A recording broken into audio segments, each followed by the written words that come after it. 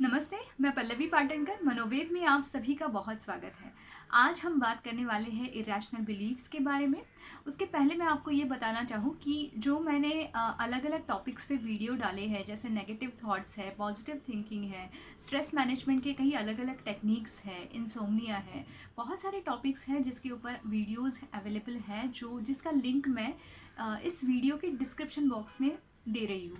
तो आप ज़रूर चेक कीजिए। वैसे हर वीडियो के डिस्क्रिप्शन बॉक्स में मैं देते रहती हूँ, लेकिन शायद कुछ लोगों को इसके बारे में पता नहीं होगा, इसलिए मैं आपको अभी बता रही हूँ।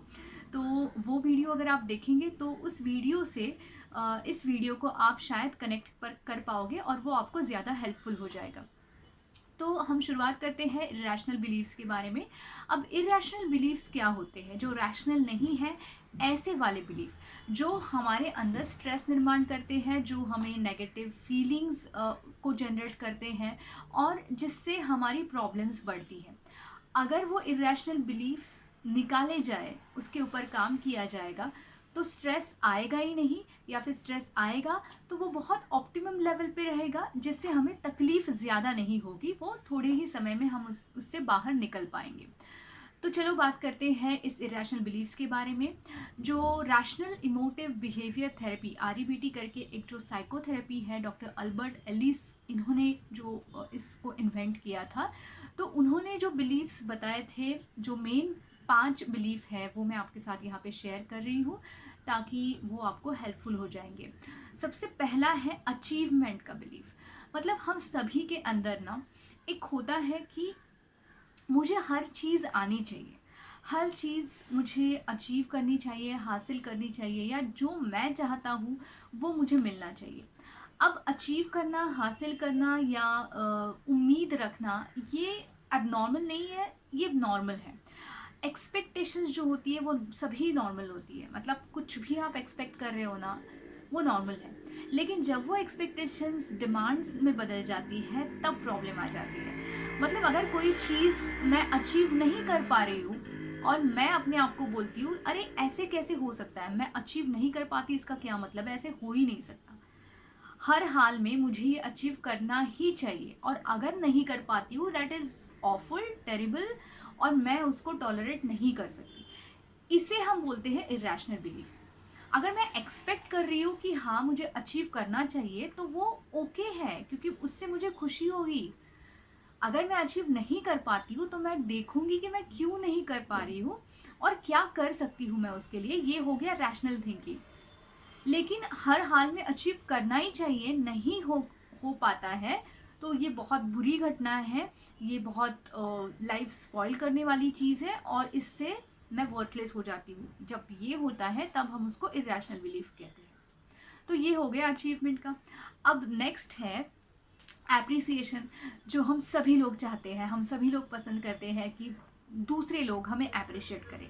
ये एक हमारी ज़रूरत है, मानसिक ज़रूरत है, ह्यूमन नीड है। ओके, तो इसमें कोई प्रॉब्लम नहीं है। हाँ, आप एक्सपेक्ट कर रहे हो कि आपके पार्टनर आपको अप्रिशिएट करे, आप एक्सपेक्ट कर रहे हो कि आपके टीचर्स, आपके जो सीनियर्स है, आपके बॉस है, जो भी है, जहाँ पे भी आप एक्सपेक्ट कर रहे हो, वो सभी नॉर्मल है, सारी चीज़ें नॉर्मल है। लेकिन अगर वो नहीं होता है और फिर उसके बाद जो आपका नेगेटिव सेल्फ टॉक शुरू हो जाता है, वो इरेशनल हो जाता है कि अरे ऐसे कैसे, मतलब मैंने इतना हार्ड वर्क किया, इतनी मेहनत की, और मुझे अप्रिसिएशन नहीं मिल रहा है। नहीं, ये नहीं होना चाहिए, ये हो ही नहीं सकता। मतलब ये होना बहुत बुरी बात है, ऑफुल, टेरिबल है, बहुत भयानक है, और मैं टॉलरेट नहीं कर सकती या नहीं कर सकता। तो ये इरेशनल हो गया। मतलब कोई यूनिवर्सल रूल नहीं है कि हर बार आपको अचीवमेंट मिलना चाहिए, हर बार आपको हर किसी ने अप्रिशिएट करना चाहिए। कुछ लोग करेंगे, कुछ लोग नहीं करेंगे, जो बहुत ही स्वाभाविक है, हम सभी के साथ होता है। तो ये अचीवमेंट का बिलीफ। तीसरा इरेशनल बिलीफ जो है कंफर्ट। हम सभी लोग कंफर्ट चाहते हैं, हर जगह पे हम कंफर्ट चाहते हैं। वो चाहे वो क्लाइमेट से रिलेटेड हो, चाहे वो किसी के साथ बात करने से रिलेटेड हो, एटमॉस्फेयर है, कुछ कुछ भी है, हम कंफर्ट चाहते हैं। अगर कोई भी चीज़ हमें अनकंफर्टेबल करती है तो हमें तकलीफ होती है। अब ये तकलीफ होना भी बहुत नॉर्मल है, इसमें भी कोई इरेशनल नहीं है।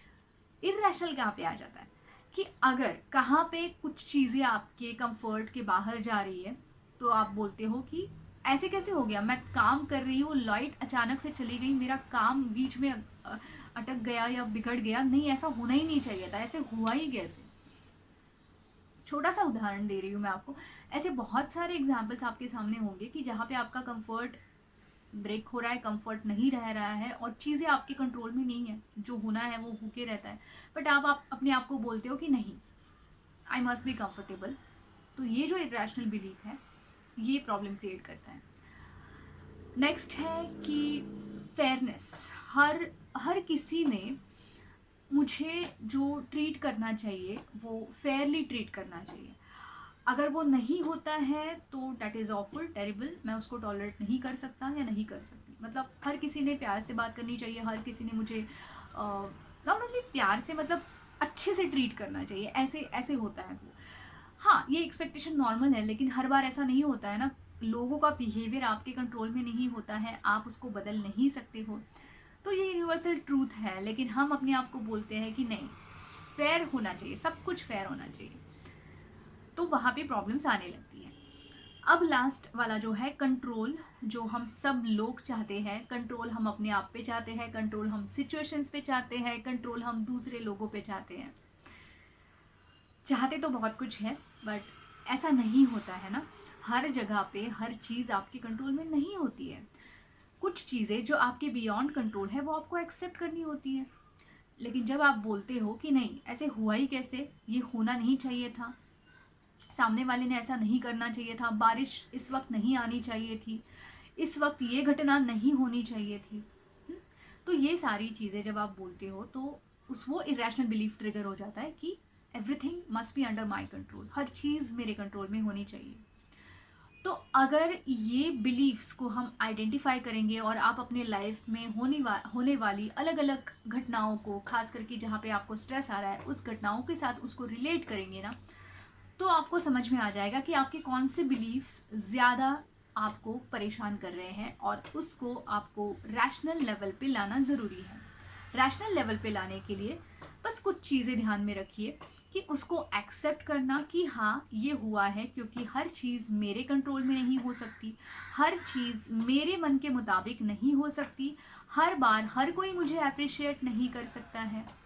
तो ये चीज़ें मैं एक्सेप्ट कर रहा हूँ, एक्सेप्ट कर रही हूँ, और विलिंगली एक्सेप्ट करना, मतलब मजबूरी से एक्सेप्ट करना, ये कोई सोल्यूशन नहीं है।